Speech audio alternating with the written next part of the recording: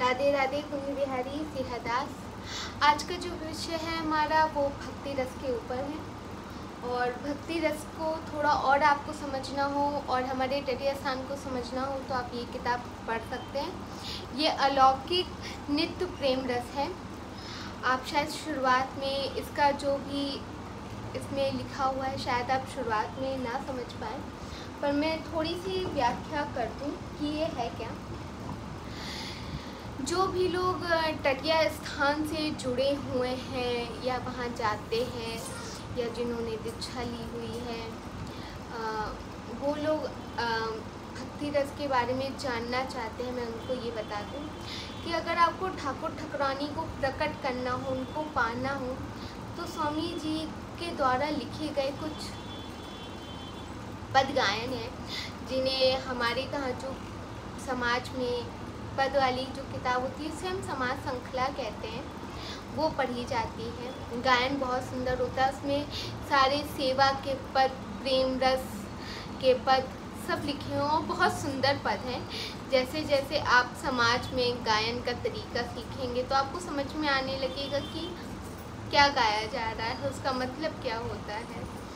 और अगर आपको राधा रानी और कृष्ण जी जैसे हमारे प्रिय प्रीतम को पाना हो तो बिना ललता सखी के तो आप उन्हें नहीं पा सकते। इस किताब में जब आप फर्स्ट चैप्टर पढ़ेंगे तो आपको उसमें समझ में आएगा, उसमें लिखा भी हुआ है कि जब ठाकुर जी को भी ठाकुरानी से मिलना या उनका साथ चाहिए होता है ना, तो बिना ललता सखी के वो भी नहीं मिल सकते हमारी ठाकुरानी से।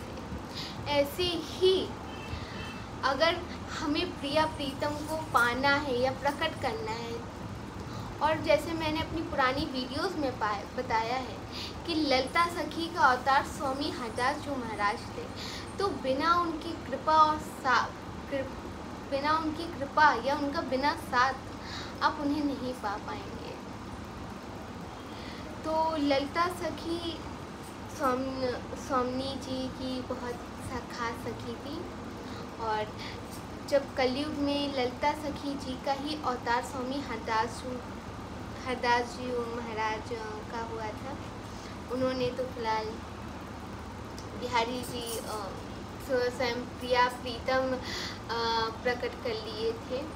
ये प्रेम रस है, उन्होंने भक्ति रस प्रेम रस ऐसा गाया कि स्वयं ठाकुर जी ठाकुरानी भी प्रकट हो गए।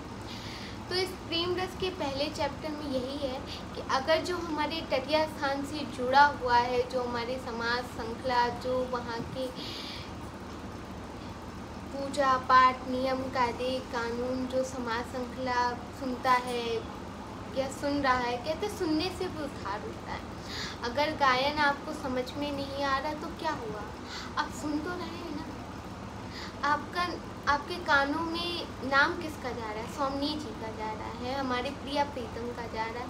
अगर आप उनके स्थान से, हमारे जो गुरु जी हो गए, संत परंपरा चली आ रही है। और टटिया स्थान के बारे में एक और बता दूं कि जो टटिया स्थान में हमारे गुरु जी होते हैं, ये नहीं कि उनके बच्चे ही बच्चे, ऐसा नहीं है। हमारे गाँव कोई गति ये नहीं कि उनके पिता के पिता बैठेंगे फिर उनके पिता के बच्चे बैठेंगे, ऐसा कुछ नहीं है। जो भी उस गति के लिए सही होता है वही उस गति में विराजमान होता है। ये कोई परंपरा नहीं कि पहले बाबा फिर पिता फिर उनके बच्चे, ऐसे नहीं है। जो उस गति को संभाल सकता है सिर्फ वही उस गति में बैठता है। क्योंकि बहुत लोगों ने मुझसे पूछा कि क्या गद्दी में उनके पिताजी थे, नहीं, ऐसा बिल्कुल नहीं है। गुरु जी यहाँ टटिया स्थान में जो संत उस गद्दी के लायक होता है उसी को उस गद्दी में बैठाला जाता है। टटिया स्थान की मर्यादा बहुत बड़ी है, शायद मैं शब्दों में बयान भी नहीं कर सकती हूँ, क्योंकि गुरु जी उस स्थान से निकलते ही नहीं है, टटिया स्थान से ही निकलते हैं। हमेशा मोहिनी बिहारी जी की सेवा में रहना। और अगर आप ध्यान दें तो हमारे गुरुजी परमानेंट माला चलाते ही रहते हैं, और वो भी कभी कभी तो दोनों हाथ से चलती है। और अगर आप मर्यादा फॉलो करें तो मैं आप सबसे कहना चाहूँगी कि कानपुर को तो मुझे कहना ही नहीं पड़ेगा कि समझाना पड़े, क्योंकि कानपुर का मुझे लगता है आधे से ज़्यादा कानपुर तटीय स्थान का भक्त है। और साथ ही साथ कोई और भी जाए या आप और किसी को भी ले जाएं तो वहाँ पे हमारे पिया प्रीतम के दर्शन कराएं, गुरु जी के दर्शन कराएं, जो वहाँ पे और सारे बड़े महाराज गुरु जी की समाधियाँ बनी हैं उनके दर्शन कराएं, प्रसाद पाएं, आनंद लें और वहाँ से जुड़ें। और मोहिनी बिहारी जी को और भी पाने की, आप उन्हें और पा सकते हैं, आप उनके और करीब हो जाएंगे, क्योंकि वो बहुत बड़ा स्थान है।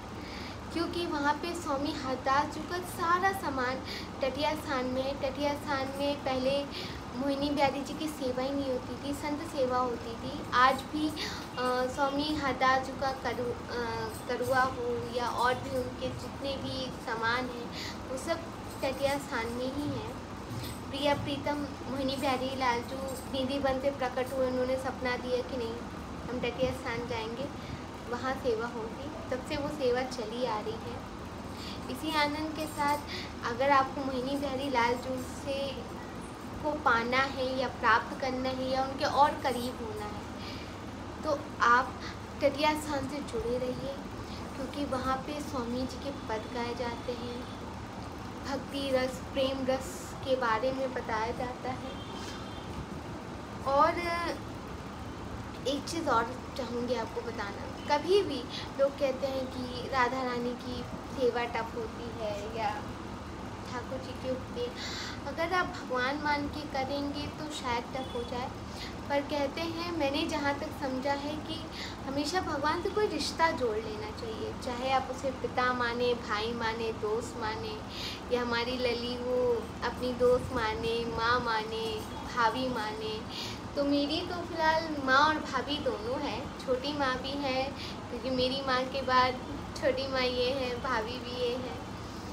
तो कोई ना कोई रिश्ता मान लें और उनकी सेवा करें, आनंद रहें और अपने सनातन धर्म में खूब गर्व रखें और तटीय स्थान से ऐसे ही जुड़े रहें। ऐसे ही हम आगे इसके सेकंड चैप्टर पे बात करेंगे भक्ति रस के बारे में। और इस किताब को, अगर ये बुक आपको क्षमा करें मुझसे फिसल गई, अगर आपको ये किताब मिले तो आप इसे बिल्कुल पढ़ें और समझें और भी आपके जो प्रश्न हो वो मुझसे पूछें। मैं भी इस किताब को पढ़ रही हूँ, समाज श्रृंखला भी है और आपको इसमें बहुत सारे पद मिलेंगे। और हमारे स्वामी जी महाराज के लिए तो कहा ही जाता है कि ऐसो रसिक भयो नहीं भूमंडल आकाश, अनंत प्रिय श्री स्वामी हरदास जी महाराज। तो हम उनके बारे में ऐसे ही बात करेंगे और इसके सेकंड चैप्टर में बात करेंगे कि इसके सेकंड चैप्टर में क्या है।